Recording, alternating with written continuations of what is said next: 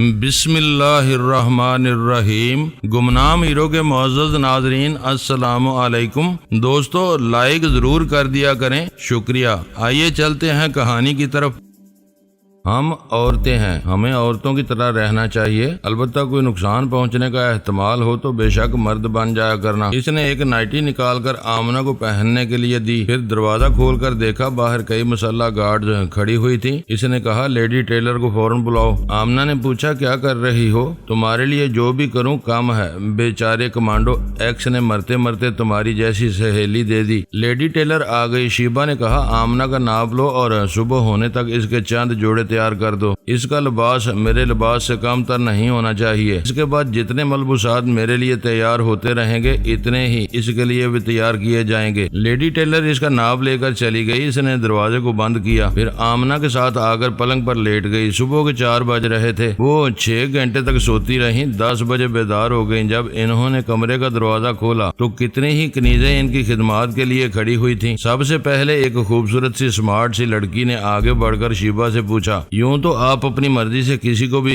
اپنی خدمت کے لیے منتخب کر سکتی ہیں، فی الحال مجھے سرکاری طور پر آپ کی پرسنل سیکرٹری بنایا گیا ہے۔ میں آپ سے درخواست کروں گی آزمائشی طور پر ہی صحیح مجھے خدمت کا موقع دیجیے۔ شیبہ نے اسے سر سے پاؤں تک مسکرا کر دیکھا، پھر کہا تمہاری آواز، تمہارا لہجہ، تمہارا انداز بہت پیارا ہے، میں تمہیں پسند کرتی ہوں۔ نام کیا ہے؟ Rebecca David. ربیکا پہلے ہم غسل کریں گے، اس کے بعد ناشتہ کریں گے۔ اس نے پوچھا کیا آپ باتھ روم میں غسل کرنے سے پہلے پول میں تیرنا پسند کریں گی؟ صبح سویرے تیرنے سے اچھی خاصی جسمانی ورزش ہوتی ہے۔ ہم ضرور سوئمنگ پول پر جائیں گی۔ سوئمنگ پول اس عالیشان محل کے وسط میں تھا۔ ان کی خوابگاہ کے پچھلے دروازے کو کھولنے سے وہ پول نظر آتا تھا۔ وہ کنیزوں کے جرمٹ میں وہاں گئیں، تقریباً آدھے گھنٹے تک پول میں تیرتی رہیں۔ ان کے چاروں طرف کنیزوں کے علاوہ ناچنے گانے والی لڑکیاں بھی تھیں۔ وہ ہاتھوں میں رباب لیے اسے بجا رہی تھیں اور عبرانی زبان میں گا رہی تھیں۔ بڑا ہی خوبصورت اور رومانی ماحول تھا، مگر وہ ماحول صرف عورتوں کے لیے مخصوص تھا، وہاں کسی مرد کو جانے کی اجازت نہیں تھی۔ آمنہ اور شیبہ باری باری اپنی خوابگاہ کے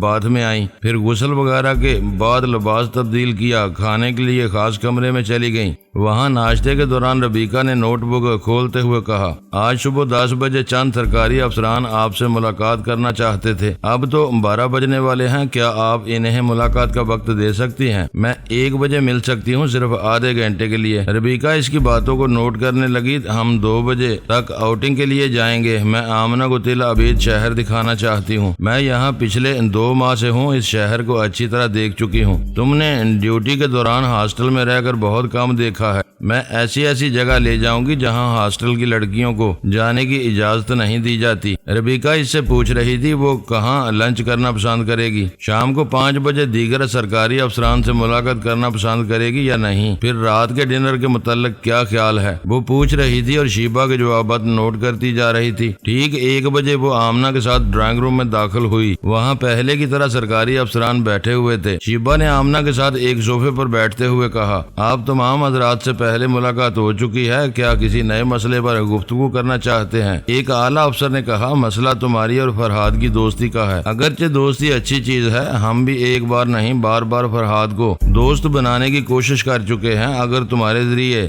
اس مقصد میں کامیاب ہو جائیں تو یہ ہمارے لیے بڑی خوشی کی بات ہوگی، لیکن سوال پیدا ہوتا ہے کہ ہم کس حد تک فرحاد پر اعتماد کر سکتے ہیں۔ شیبہ نے کہا جس حد تک دوستی نبھاؤ گے اس حد تک اعتماد کر سکتے ہو، یہ تو شیر و شکر ہونے والی بات ہے۔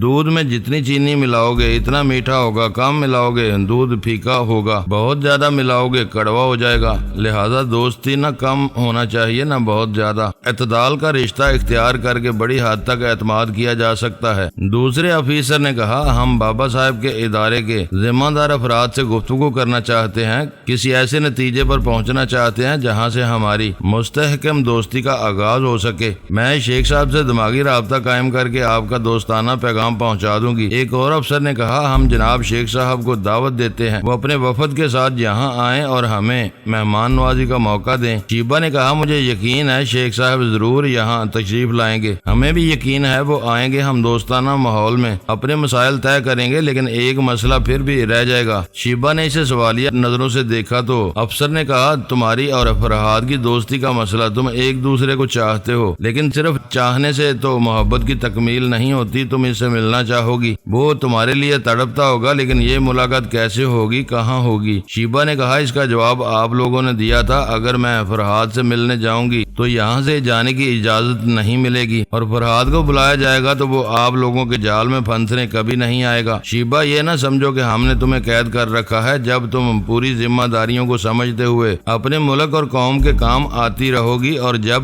ہمیں یقین ہو جائے گا کہ کسی کے بہکانے میں آ کر اپنوں کو نقصان نہیں پہنچاؤ گی تو تمہیں کہیں جانے سے نہیں روکا جائے گا۔ وہ اچانک کہے لگانے لگی، سب اس کا منہ تکنے لگے۔ اس نے جی بھر کر ہنسنے کے بعد کہا، یہ خام خیالی ہے کہ میں وہاں جا نہیں سکتی اور فرحاد یہاں آ نہیں سکتا، ہم جب چاہیں ہمارے پر لگ جائیں گے اور ہمیں پرواز کرتے ہوئے دیکھنے والے دیکھتے رہ جائیں گے۔ ایک افسر نے مسکراتے ہوئے کہا، ہم جانتے ہیں تم دونوں خیال خوانی کی پرواز کرتے ہو اور جب چاہتے ہو ایک دوسرے سے ملتے ہو، مگر یہ ذہنی رابطہ ہوتا ہے، جسمانی نہیں ہوتا۔ یہ بھی ہو سکتا ہے میں بنفس نفیس جب چاہوں فرحاد سے ملاقات کر سکتی ہوں۔ تم یہ کہنا چاہتی ہو کہ اسرائیل سرحد پار کر کے فرحاد سے ملنے جا سکتی ہو؟ بے شک، میں نے کہا، ہمارے راستے میں کوئی دیوار نہیں ہے۔ تمہاری یہ بات ہمارے سرحدی محافظوں کے لیے چیلنج ہے۔ اپنے سرحدی انتظامات پر اترانا سراسر نادانی ہے۔ آج دنیا کے کسی ملک کی سرحد محفوظ نہیں ہے، ہر ملک میں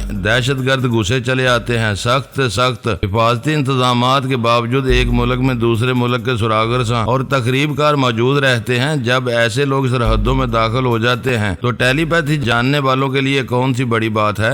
بارڈر کراس کرنے پر یاد آیا، یہ آمنہ ہمارے ملک میں کیسے آ گئی؟ آمنہ نے کہا، میرا نام آمنہ بابر ہے، میرے محبوب شوہر کا نام ہمیشہ میرے ساتھ رہتا ہے اور تمہیں بھی یہ نام لینا چاہیے۔ آمنہ بابر، تمہارے بارے میں چھان بین ہو رہی ہے، کیا تم خود بھی بتانا پسند کرو گی یہاں کیسے آئی ہو؟ صرف یہاں کی سرحد پار کرنی کوئی بڑی بات نہیں ہے، کمال تو یہ ہے کہ میں اس ہاسٹل میں پہنچ گئی جہاں سخت نگرانی میں لڑکیوں کو رکھا جاتا ہے۔ ہم حیران ہیں تم نے وہاں روشنا کی جگہ کیسے لی؟ سوچتے رہو گے ساری عمر گزر جائے گی، پھر بھی سمجھ نہیں پاؤ گے، کیونکہ ہم ٹیلی پیتھی کی طلسمی چادر اوڑھ کر آتے ہیں۔ شیبہ نے کہا، کسی ملک میں 2 4 یا 10 یوگا کے ماہر ہو سکتے ہیں، پوری قوم تو نہیں ہو سکتی۔ آپ یہ سوچنے میں وقت ضائع نہ کریں کہ فرحاد کی ساتھی عورتیں کس طرح طلسمی انداز میں کہیں بھی پہنچ جاتی ہیں۔ دنیا کے بڑے بڑے ممالک میں جو سائنسی ترقی میں بہت آگے ہیں، انہیں کوئی ایسا آلہ ایجاد کرنا چاہیے جو ٹیلی پیتھی کی لہروں کو روک سکے۔ ایسے آلات فوج، پولیس اور سراغرساں ایجنسیوں کے افراد کو دینے چاہیے، کیونکہ ہم ایسے ہی افراد کو دیکھتی ہوئی آنکھیں رکھنے کے باوجود اندھا بنا دیتے ہیں، سننے والے کان رکھنے کے باوجود بہرا کر دیتے ہیں اور اپنا الو سیدھا کر لیتے ہیں۔ ایک بوڑھے افسر نے مسکراتے ہوئے کہا، میرا تجربہ کہتا ہے کوئی آلہ روک نہیں سکتا، صرف دوستی روک سکتی ہے۔ ہم دوست بن جائیں تو پھر دوستوں کو ہمارے ملک کی سرحد چھپ کر پار کرنے کی ضرورت نہیں پڑے گی۔ دوسرے افسر نے کہا، واہ، کتنی عمدہ بات کہہ دیا ہے آپ نے، یہی تو ہم چاہتے ہیں کہ شیخ صاحب تشریف لائیں۔ مس شیبہ کیا ابھی انہیں مخاطب کر سکتی ہیں؟ وہ اپنی جگہ سے اٹھ کر کھڑی ہو گئی، پھر گھڑی دیکھتے ہوئے کہا، 1:30 بج چکا ہے، میں نے پہلے ہی کہہ دیا تھا کہ آدھے گھنٹے سے زیادہ وقت نہیں دے سکوں گی۔ وہ سب اٹھ کھڑے ہوئے۔ ایک نے پوچھا، کیا شام کو ملاقات کریں گی؟ میں نے پرسنل سیکرٹری کو 5 بجے کا وقت لکھا دیا ہے۔ کمانڈو وائی کی آواز سنائی دی، مس شیبہ اگر تم شیخ صاحب سے ابھی دماغی رابطہ قائم کر لو تو بہتر ہوگا، ہمیں معلوم ہونا چاہیے کہ وہ آنا چاہتے ہیں یا نہیں۔ شیبہ نے کہا، سوری، اس میٹنگ کا وقت ختم ہو چکا ہے۔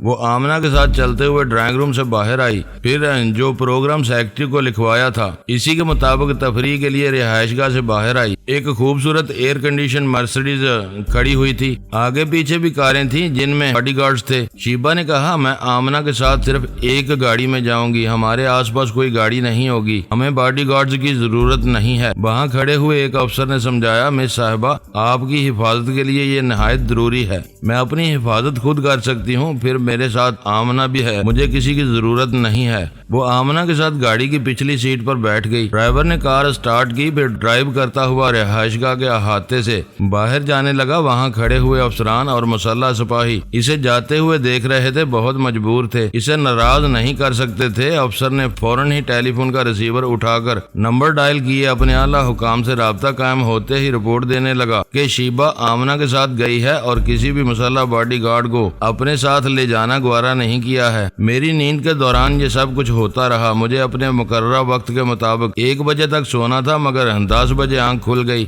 میں جس کمرے میں سوتا ہوں وہاں کوئی غیر معمولی بات ہو تو اسی طرح آنکھ کھل جاتی ہے۔ میں فوراً ہی اٹھ کر بیٹھ گیا۔ میرے کمرے کا دروازہ کھل رہا تھا۔ مجھے وہی لڑکی نظر آئی جو پچھلی رات رہنما بن کر غار کے اندر لے گئی تھی۔ میں نے اسے مسکرا کر دیکھا، پھر کہا، آ جاؤ، کل رات تمہیں کسی نے دیکھا تو نہیں تھا؟ وہ عجیب نظروں سے مجھے دیکھ رہی تھی، جیسے میری بات سمجھ میں نہیں آ رہی ہو۔ اس نے سر گھما کر دروازے کی طرف دیکھا، پھر میرے قریب آ کر آہستگی سے بولی، تم کہنا کیا چاہتے ہو؟ کیا تم نے مجھے کہیں دیکھا تھا؟ میں نے چونک کر اسے دیکھا۔ وہ بالکل اجنبی کی طرح بول رہی تھی، حالانکہ آدھی رات سے لے کر صبح 5 بجے تک میرے ساتھ تھی۔ ہم نے ایسی خوبصورت لمحات گزارے تھے جو یادگار رہ جاتے، ایسے میں وہ اجنبی کیسے رہ سکتی تھی؟ میں نے فوراً ہی اس کے دماغ میں چھلانگ لگائی، اسے ذرا ٹٹولا تو حیران رہ گیا۔ وہ رات والی یہ لڑکی نہیں تھی۔ اس کی سوچ نے بتایا کہ اس نے پچھلی رات کھانے کے بعد 1 پیالی کافی پی تھی، پھر پتہ نہیں کیسے دماغ بوجھل ہو گیا تھا، وہ بستر پر لیٹ گئی تھی۔ اس کے بعد ہوش نہیں رہا تھا۔ اس کا مطلب یہ تھا کہ پچھلی رات جس لڑکی نے میرے ساتھ وقت گزارا تھا، کسی نے کوئی چکر چلایا ہوگا، کافی میں کوئی خواب اور دوائی ملائی ہوگی، تب ہی یہ ساری رات سوتی رہ گئی تھی۔ آخر اس لڑکی نے ایسا کیوں کیا؟ وہ اپنی اصل شکل صورت میں مجھ سے مل سکتی تھی، میری رہنما بن کر غار میں لے جا سکتی تھی، میرے ساتھ جیسا تیسا وقت گزار سکتی تھی، پھر اس کا روپ بدلنے کی ضرورت کیوں محسوس ہوئی تھی؟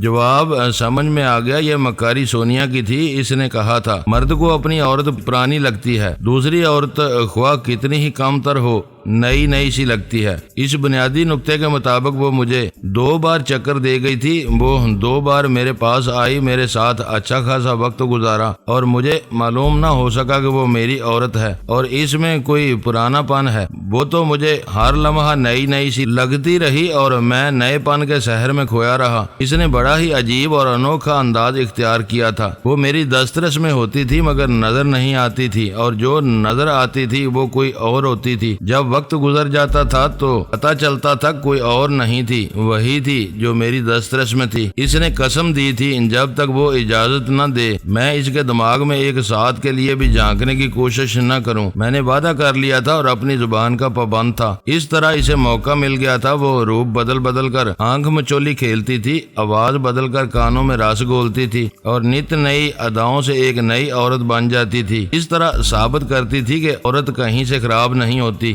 مرد کی نیت خراب ہوتی ہے۔ میرے سامنے کھڑی ہوئی لڑکی فوراً ہی پیچھے ہٹ گئی۔ کمرے میں لیڈی روزینا کی پرسنل گارڈ آئی تھی۔ اس نے لڑکی پر ایک نظر ڈالی، پھر مجھے دیکھ کر مسکراتے ہوئے کہا، جب سے تمہارے فرہاد ہونے کا انکشاف ہوا ہے تب سے یہ لڑکیاں کسی نہ کسی بہانے تمہارے قریب آ رہی ہیں۔ وہ درست کہہ رہی تھی۔ کمرے میں اور 2-4 مسلح لڑکیاں آ گئی تھیں۔ وہ مجھے ایسی دلچسپی سے دیکھ رہی تھی جیسے کسی مشہور و معروف فلمی ہیرو کو دیکھ رہی ہوں۔ پرسنل گارڈ نے کہا، یہ تو 2-4 ہیں، اگر ہم پابندیاں اٹھا لیں تو تمہارے پاس لڑکیوں کا میلہ لگ جائے گا۔ پھر انہیں دیکھتے ہوئے کہا، چلو یہاں سے جاؤ، میں ضروری باتیں کرنا چاہتی ہوں۔ لڑکیاں باہر چلی گئیں۔ اس نے دروازے کو اندر سے بند کیا، پھر میرے قریب آتے ہوئے بولی، اگر میں یہ کہوں میرے دماغ میں نہ آؤ، صرف میرے چہرے سے اندازہ کرو کہ میں یہاں کیوں آئی ہوں اور تم سے کیا چاہتی ہوں، تو میری بات مان لو گے؟ میں اسے سر سے پاؤں تک بڑے غور سے دیکھنے لگا۔ یہ خیال تیزی سے دماغ میں گردش کر رہا تھا کہ یہ سونیا ہے، تنہائی میں میرے پاس آئی ہے، یہ پھر نئے اسرار کی طرح کھلے گی اور نئے موسم کی طرح کھلے گی، اسی لیے کمرے میں آتے ہی اپنے دماغ میں آنے سے منع کر رہی ہے۔ میں نے کہا،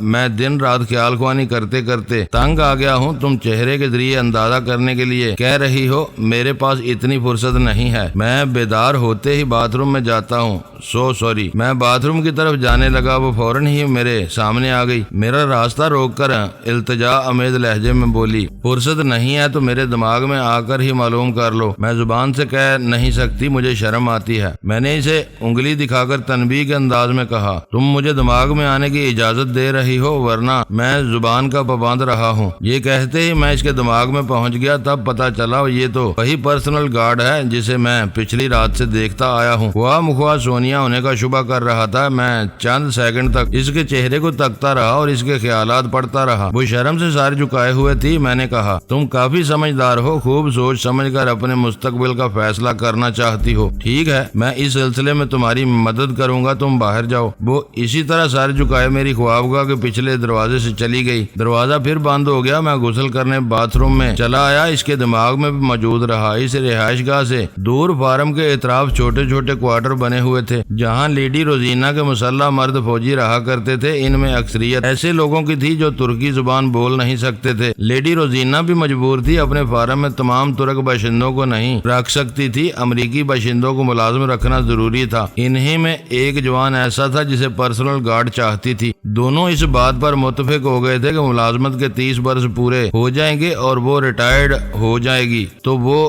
جوان اس سے شادی کر کے اپنا گھر بسائے گا۔ وہ ایسے ہی وقت اس جوان سے ملتی تھی جب لیڈی روزینہ دن کے وقت اپنی نیند پوری کیا کرتی تھی۔ اس سے پہلے میں مدام مریم کا ذکر کر چکا ہوں۔ ایسی مدام قسم کی عورتیں اس فارم میں سپروائزر کہلاتی تھی۔ وہاں کام کرنے والی درجنوں لڑکیاں ان لیڈیز سپروائزر کی نگرانی میں رہتی تھیں۔ جب روزینہ اپنی نیند پوری کرتی تو ایسے وقت ایسی تمام مدام قسم کی عورتیں ایک دوسرے کی رازدار بن جاتی تھیں، کیونکہ سب ہی عورتیں تھیں، سبھی کے سینے میں دل تھا۔ یہ خود کسی نہ کسی سے عشق کرتی تھی اور اپنے ماتحت رہنے والی نوجوان لڑکیوں کو بھی ان کے عاشقوں سے ملنے کی چھوٹ دیتی تھی۔ اس طرح ان لڑکیوں سے اچھی خاصی رقمیں بھی وصول ہوتی رہتی تھی۔ میں باتھ روم میں تھا مگر اس پرسنل گارڈ کو اپنے عاشق کے ساتھ دیکھ رہا تھا۔ وہ ایک دوسرے سے مل کر الگ ہونا بھول گئے تھے، جیسے پیاسے پانی سے بھرے ہوئے گلاس کو ہونٹوں سے لگانے کے بعد آخری گھونٹ تک الگ کرنا بھول جاتے ہیں۔ میں انتظار کر رہا تھا کہ وہ کچھ بولے گی تو جواباً وہ بھی کچھ بولے گا، پھر میں اس کے دماغ میں پہنچ جاؤں گا، لیکن اس کمبخت نے الگ ہوتے ہی اسے خوشخبری سنائی کہ فرحاد ان کے درمیان موجود ہے اور انہیں بتائے گا کہ وہ ایک دوسرے کو کتنا چاہتے ہیں اور تمام عمر ایک دوسرے سے وفا کرتے رہیں گے یا نہیں۔ یہ سنتے ہی وہ جوان بوکھلا گیا، کہنے لگا،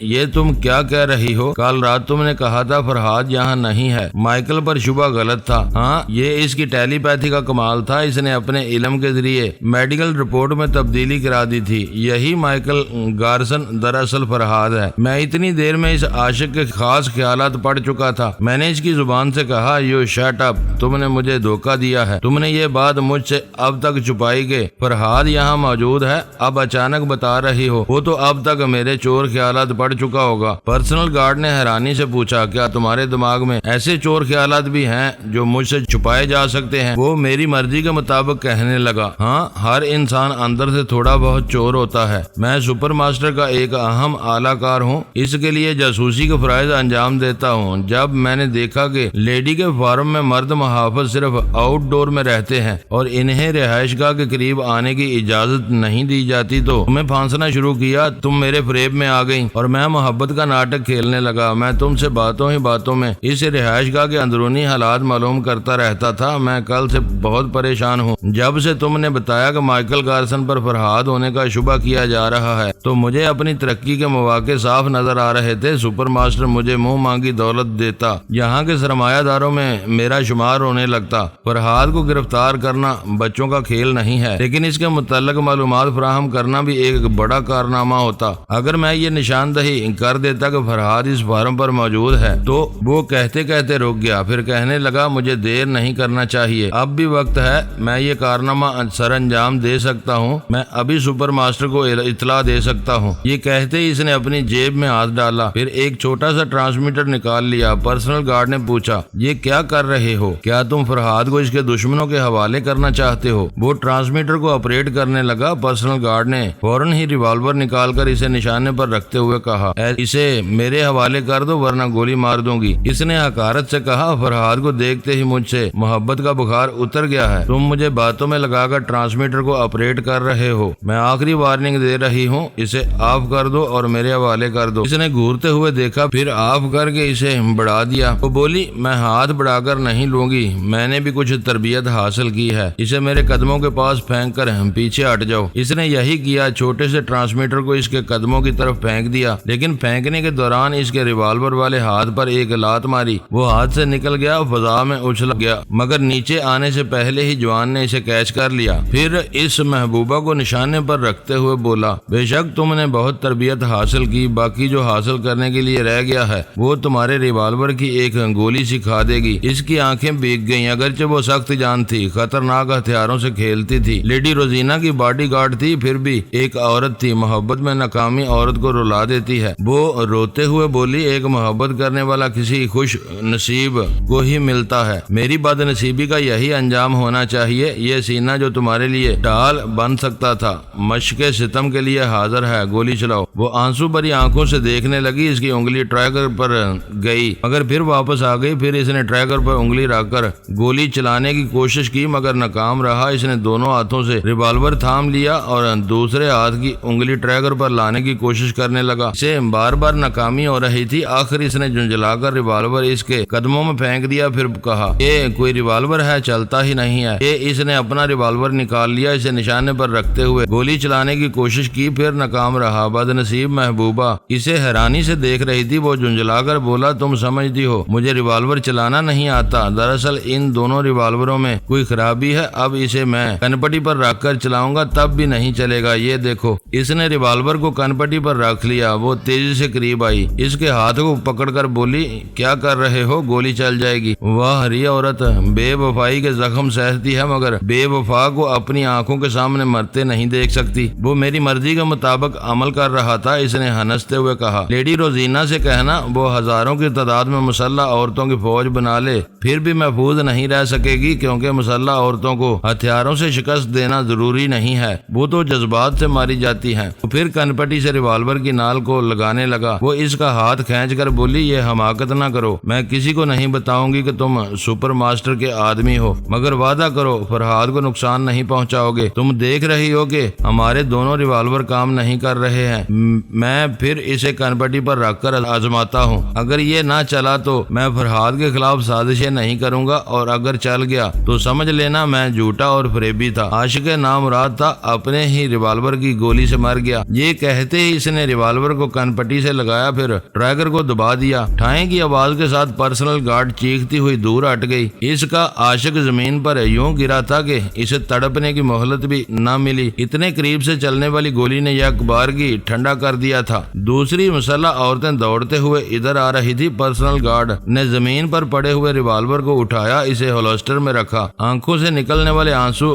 چہرے کو بھگو رہے تھے۔ آنے والی مسلح عورتوں نے اسے دیکھا مگر کوئی سوال نہیں کیا، وہ جانتی تھی کہ سانگ دل باڈی گارڈ اپنی محبت کی لاش پر آنسو بہا رہی ہے۔ میں غسل سے فارغ ہو کر کمرے میں آ گیا تھا اور وہ لباس تبدیل کر چکا تھا۔ وہ کمرے میں آئی تو اسے حیرانی سے دیکھنے لگا۔ اس نے میرے قریب آ کر آنسو پونچھتے ہوئے کہا، میں چاہتی تھی ٹیلی پیتھی کے ذریعے اپنے محبوب کی اچھائیوں اور برائیوں کو سمجھ لوں، اب اس کی ضرورت نہیں پڑے گی۔ میں نے چونک کر کہا، اوہ میں تو بول ہی گیا تھا کہ مجھے تمہارے محبوب کے دماغ میں پہنچ کر اہم معلومات فراہم کرنا چاہیے، مجھے افسوس ہے، دراصل میں دوسرے معاملات میں الجھ گیا تھا، تم پھر اس سے ملو، اس سے باتیں کرو، میں اس کے دماغ میں پہنچ جاؤں گا۔ اس نے سر اٹھا کر آنسو بھری آنکھوں سے دیکھا اور کہا، اب اس کے پاس کچھ کبھی نہیں پہنچ سکو گے۔ کیا مطلب؟ وہ ایک سرد آہ بھر کر بولی، میں بد نصیب ہوں، میرا وہ نصیب کبھی آنکھیں نہیں کھولے گا، اس نے خودکشی کر لی ہے۔ میں نے حیرانی سے پوچھا، خودکشی؟ لیکن کیوں؟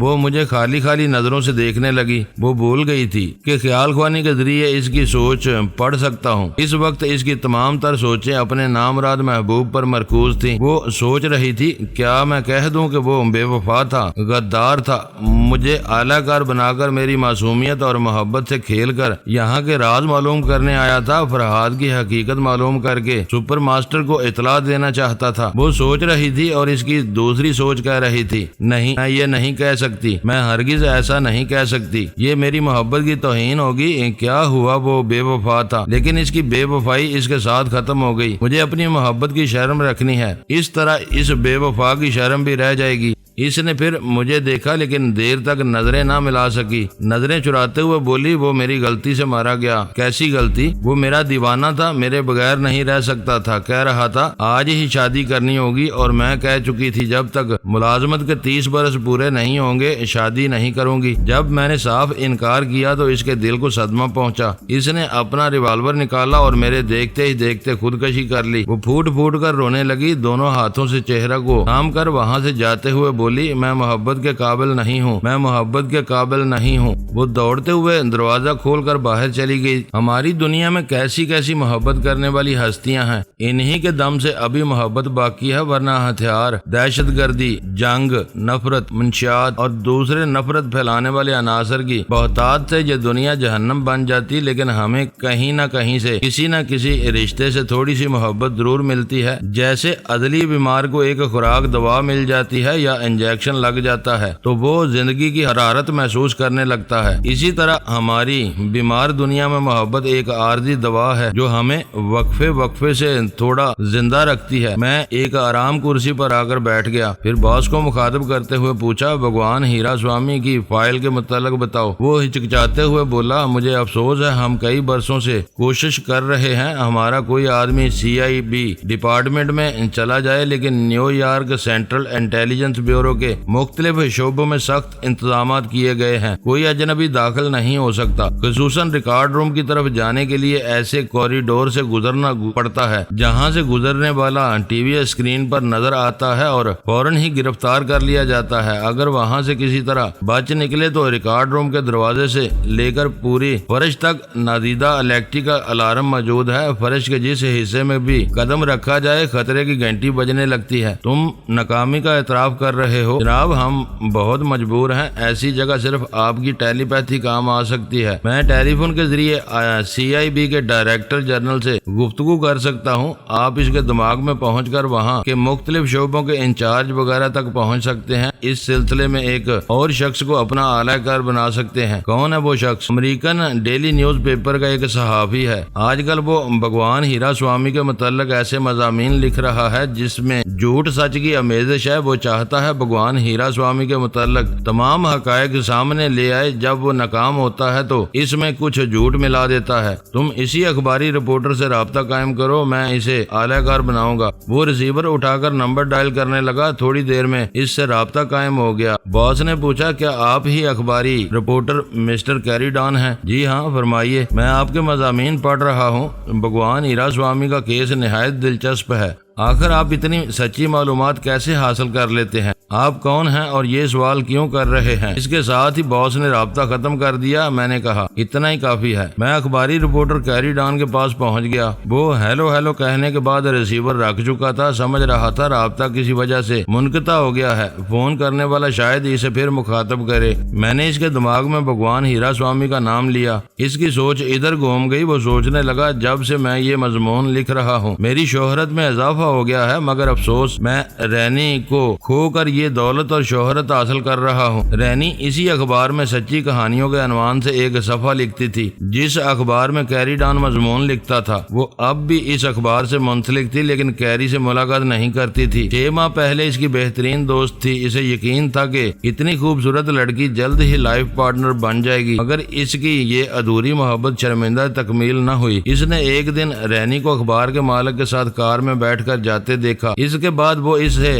دور اور اخبار کے مالک سے قریب ہوتی چلی گئی۔ 1 ہفتے بعد مالک نے اسے اپنی قیمتی کار دے دی۔ 3 ہفتے کے بعد پتہ چلا وہ چھوٹے سے فلیٹ کو چھوڑ کر ایک علیحدہ بنگلے میں رہنے لگی ہے۔ مزید حیرانی کی بات یہ تھی کہ وہ اس بنگلے کی مالکہ بن گئی تھی۔ پہلے کیری ڈان یہ سمجھ نہیں سکا کہ اخبار کا مالک رینی پر اس قدر مہربان کیوں ہے، جبکہ رینی سے زیادہ حسین ترین لڑکیاں تھیں۔ پھر یہ کہ وہ شادی شدہ تھا، بچوں کا باپ تھا اور ایک اچھی گھریلو زندگی گزارتا تھا۔ اخبار میں رپورٹنگ کرنے والے کسی سراغرسان سے کام نہیں ہوتے۔ کیری ڈان نے بھی یہ سراغرسانی شروع کی، اپنے مالک کے پیچھے پڑ گیا۔ تب پتا چلا وہ مالک کے ساتھ بھگوان ہیرا سوامی کے آشرم میں جاتی ہے۔ وہ آشرم سبھی کے لیے کھلا رہتا ہے، وہاں کسی کے جانے پر پابندی نہیں تھی۔ امریکی لڑکیاں اور لڑکے سینکڑوں ہزاروں کی تعداد میں آتے تھے۔ اس آشرم میں ایک بہت بڑا ہال تھا جہاں بھگوان ہیرا سوامی محبت، امن اور انسانیت کا پرچار کرتا تھا۔ اس کی آواز، اس کے لہجے اور اس کے انداز میں ایسا جادو تھا کہ سننے والے سحر زدہ ہو جاتے تھے۔ انہیں سحر زدہ کرنے کے لیے بھارتی تاریخ کے حوالے سے بہت سے نمونے پیش کیے جاتے تھے۔ مثلا ایک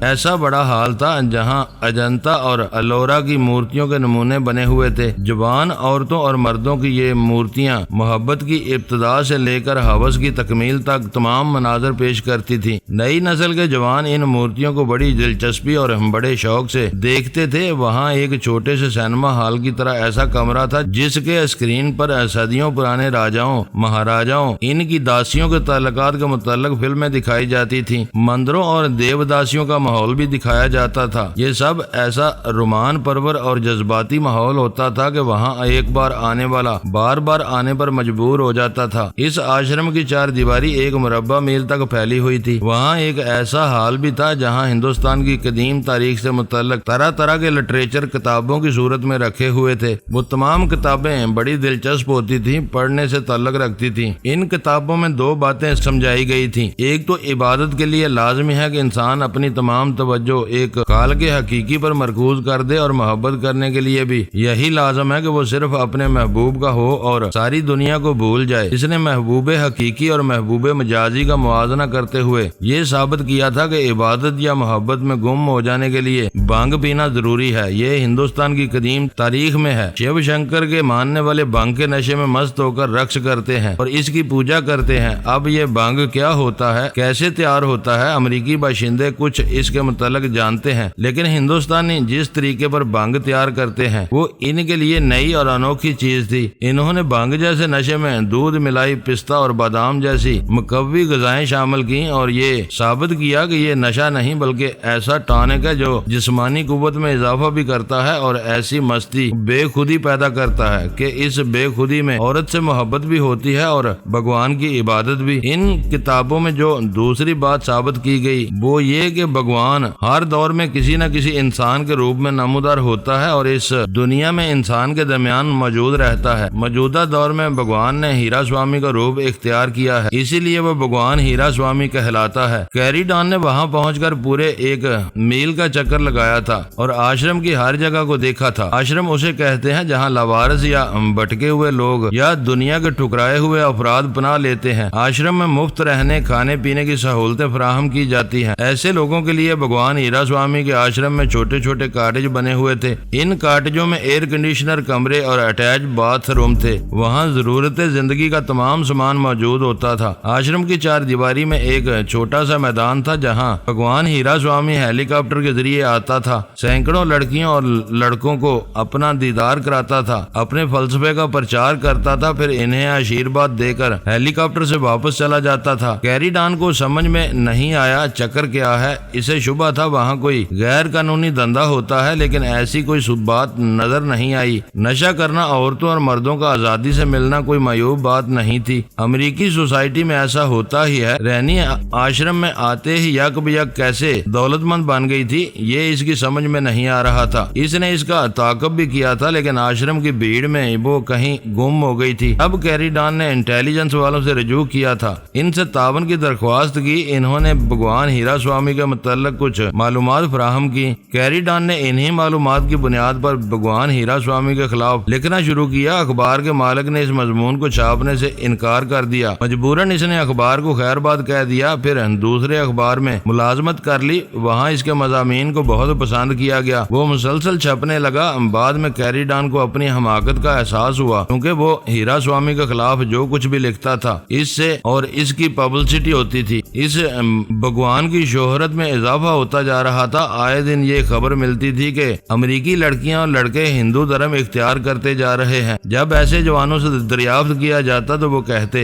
ہم نے کوئی دھرم اختیار نہیں کیا، ہم دنیا کے کسی دھرم کو نہیں جانتے۔ محبت ہمارا دھرم ہے، ہیرا سوامی ہمارا بھگوان ہے۔ ہمیں اس دنیا میں کچھ نہیں چاہیے، صرف ایک بے خودی چاہیے، اور بے خودی نشے اور عورت سے حاصل ہوتی ہے جو ہمیں حاصل ہوتی رہتی ہے۔ کیری ڈان کی سوچ پڑھ کر معلوم ہو گیا وہ میرے کام کا آدمی نہیں تھا۔ میں نے اس کے دل میں رہنے کے لیے شدید لگن پیدا کی۔ وہ بڑی بے چینی محسوس کرتے ہوئے سوچنے لگا کسی طرح رینی سے ملاقات کرنا چاہیے، مگر وہ تو نایاب ہو گئی ہے۔ آج کل نظر ملنے پر ہیلو بھی نہیں کہتی، دور ہی سے کترا جاتی ہے۔ کیوں نہ اس سے فون پر گفتگو کی جائے، وہ اگر بات نہیں کرے گی تو کم از کم 7 بار کے لیے اس کی آواز تو سنائی دے گی۔ تھوڑی دیر بعد وہ ریسیور اٹھا کر نمبر ڈائل کرنے لگا۔ ذرا دیر بعد دوسری طرف سے ایک نسوانی آواز سنائی دی۔ کیری نے کہا، میں رینی سے بات کرنا چاہتا ہوں، کیا پہلے سے اپائنٹمنٹ ہے؟ میرا نام کیری ڈان ہے۔ وہ نام سنتے ہی اپائنٹمنٹ کے بغیر گفتگو کرے گی۔ آپ ہولڈ آن کریں۔